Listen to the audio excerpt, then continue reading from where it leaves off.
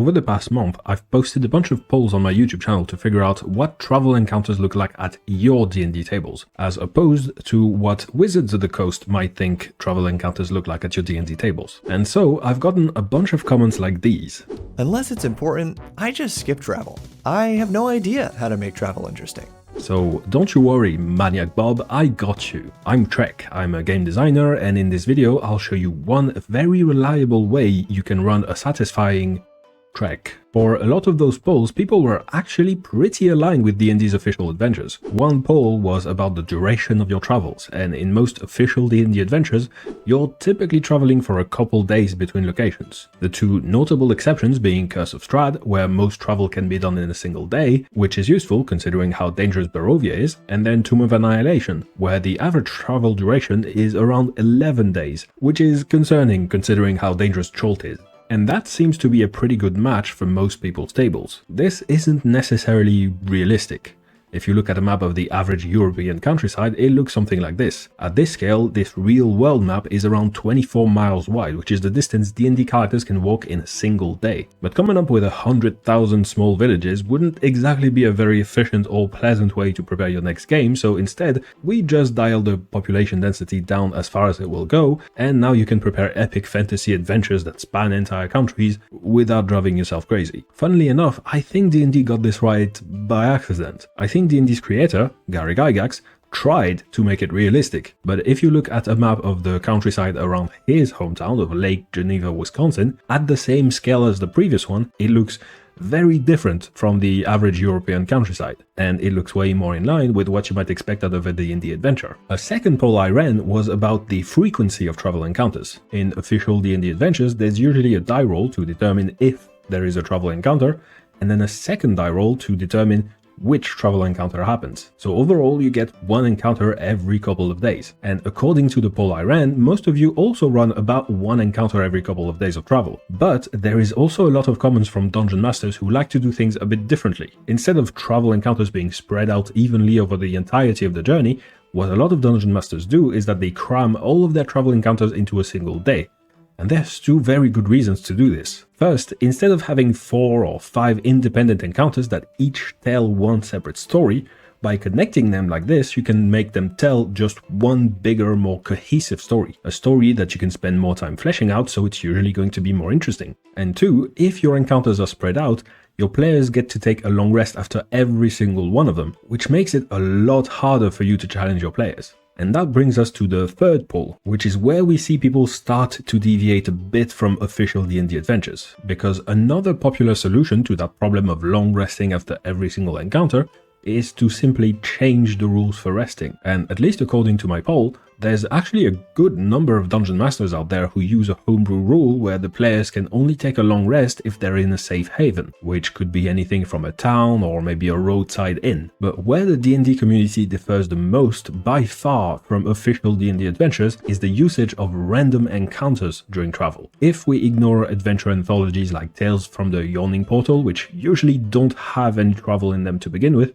D&D 5th edition has published 23 adventure books so far. And out of those, 18 of them use random encounters for travel. That's almost 80%. The proportion of dungeon masters who choose to exclusively use random travel encounters is 13%. It's a bit more if you include people who use random travel encounters and something else, but still there is a clear disconnect here between the way people like running and playing D&D and the tools that Wizards of the Coast gives us to run or play D&D. So how do we bridge that gap? What's an easy to use technique that would be a good match for how people actually like running travel encounters? Something pretty short where you have like 4 or 5 connected encounters? Well, Tade, do you happen to know a technique like that maybe?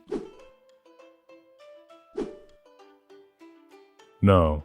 You? Well, today is the start of Dungeon Jam, a community event where tabletop RPG YouTubers are making videos where we share a 5-room dungeon that you can just plop into your campaign. And yes, I know I just said a 5-room dungeon in a video that was supposed to talk about travel encounters, but here's the funny thing about D&D. If you squint hard enough, everything is a dungeon. This fantasy city, it has a bunch of rooms, but we call them houses instead. And it has a bunch of evil monsters, but we call them Parisians.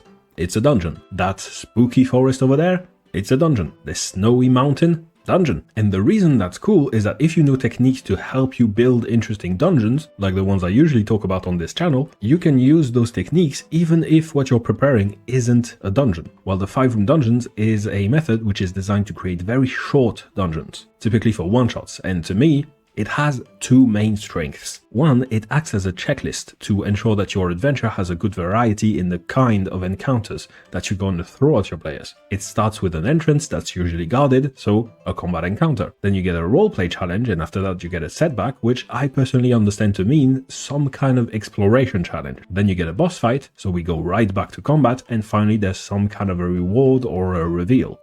So just by having this mental checklist, you get to ensure that every single player in your party is going to get their turn in the spotlight. The fighter gets to shine during the 2 fights, the bard gets to shine during the roleplay section, and the rogue gets to shine during the setbacks. And the second strength it has is that this sequence of encounters also has great pacing. It's a miniature 3-act structure with a clear intro you can use to hook your players, and a clear conclusion you can use to pay off the adventure. And it also follows the idea of the Fichtean curve, which is that every time you have an action scene, it should be followed by a downbeat to let people calm down and digest what just happened. Now, the reason I think this framework is useful for travel specifically is that it's short, and although you can change its shape, by default it's also a very linear adventure structure, which travel also is because you know where your players are trying to get to. So we have a framework that is very reliable at creating good quality adventures. That's also a great match structurally to the type of adventures we want to have while traveling. So let's use it. Let's build a 5 not rooms, not dungeon. But before we do, this month I have not taken a sponsor on purpose because instead I wanted to make an announcement, which is that I am launching a Patreon. Yes, I know, finally, after doing YouTube for 2.5 years. So if you think my videos have been useful to you, whether because I inspired you by talking about adventure design or gave you free GMing tools like Battle Sim or the legendary resistance alternatives, you can now support my channel by joining my Patreon. Originally, when I started this channel, I wanted everything I make to just be free and support myself through sponsorships instead.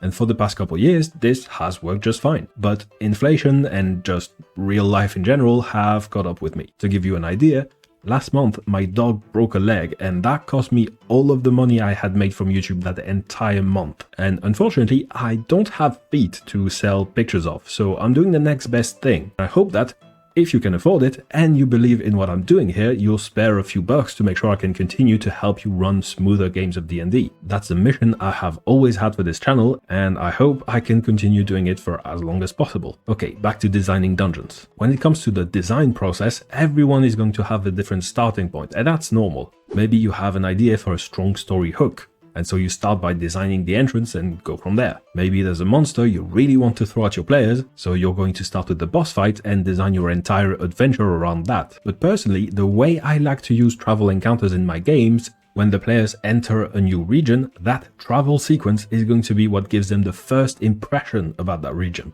Hey, we're in enemy territory. Those are enemy birds. So I like putting a lot of effort into it to make sure I set the mood exactly how I want it to be. So in my case, I'm going to start with the reveal.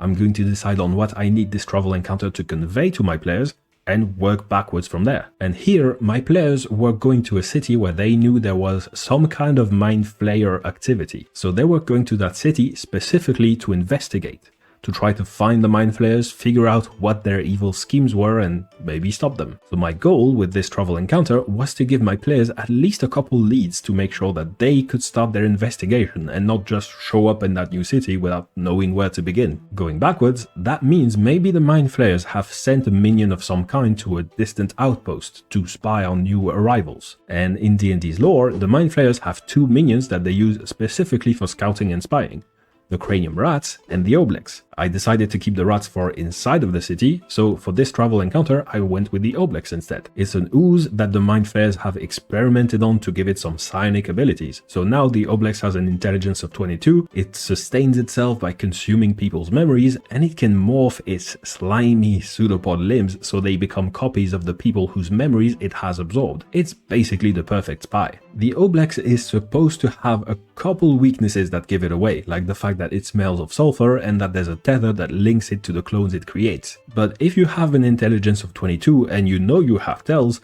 I think you'd have the foresight to maybe plan around them. So how about this? The oblex is posing as the keeper of a roadside inn on the way to that big city, but that inn is also a hot springs type Japanese ryokan thingy. The hot springs have the same volcanic smell as the oblex, and since the oblex runs the place, it can easily hide its tether under the floorboards to turn it into the perfect hiding spot. And just for good measure, we'll add a nice looking waterfall in there so we can drown out the screams, plus it lets us hide the lair of the oblex behind the waterfall because of course that's where we'll hide it. So again, most of the time the oblex is perfectly harmless. If anything, this ryokan is pretty much this fantasy world equivalent of a famous Instagram spot. But when adventurers specifically walk into its inn, it's different. It waits for the potentially dangerous adventurers to get rid of all their armor and all of their weapons so they can take a dip in the bath, and while they are at their most vulnerable, wielding only a +1 wet towel of whipping and a holy stool of smiting, that's when the oblex strikes. That's going to be both our boss battle and our setback. And if your players are skeptical and don't want to take a dip,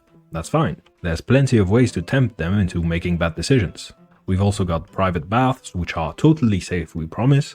And also the baths are good for you, so they provide a buff that gives you the benefit of the aid spell for 2 days. But what about our big reveal? What I came up with is that once the threat is dealt with, the oblex is supposed to send the adventurer's magic items through a teleportation circles to the Mind Flayer's lair. That way, after the players defeat the oblex, our players get a bunch of loot that was waiting for the next delivery, and that's going to give them a bunch of leads that they can use once they reach the city. But more importantly, they now have a choice.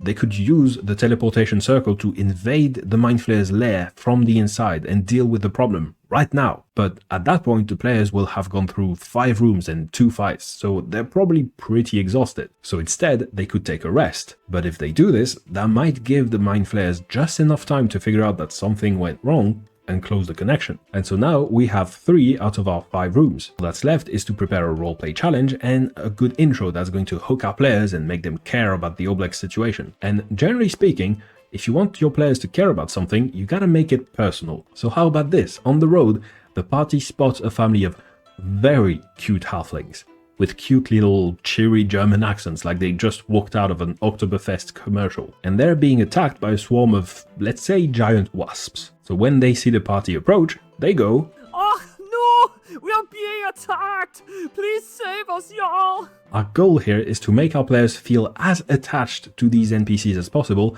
as quickly as possible. So we pump up the cuteness factor as far as it will go. We name the dad Hans, we name the mom Helga, and we give them a blink dog called Dr. Fritz and a cart full of barrels and barrels of halfling cider.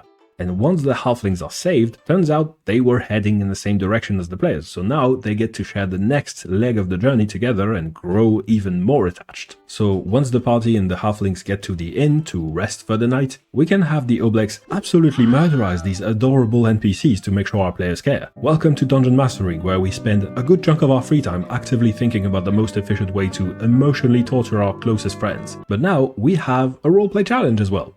While the party is looking for their stolen gear, they stumble upon Hans and Helga and Hans and also Hans, and that means 2, maybe even 3 of those Hanses are clones, so the players will have to figure out a way to tell the fakes apart. And just like that, we've got ourselves a series of connected travel encounters. It's short, it has every single type of encounter from combat to roleplay to exploration, it has great pacing by design, and it introduces some leads for the location the players were headed to. I'd say, as far as travel encounters go, this is pretty good. You can find the map for the Snoring Dragon Inn in the video description, as well as a homebrew 5e stat block for the oblex, because the official one was a bit underwhelming. If you'd like to hear me tear apart the random encounters of official D&D adventures for another 17 minutes, I've got a video doing exactly that, which you can find right there. But if you want to steal more 5-room dungeons for your home game, we've got an entire playlist with a bunch of new channels for you to discover, subscribe to, etc. And you can find that up here. That's it for me, okay, bye!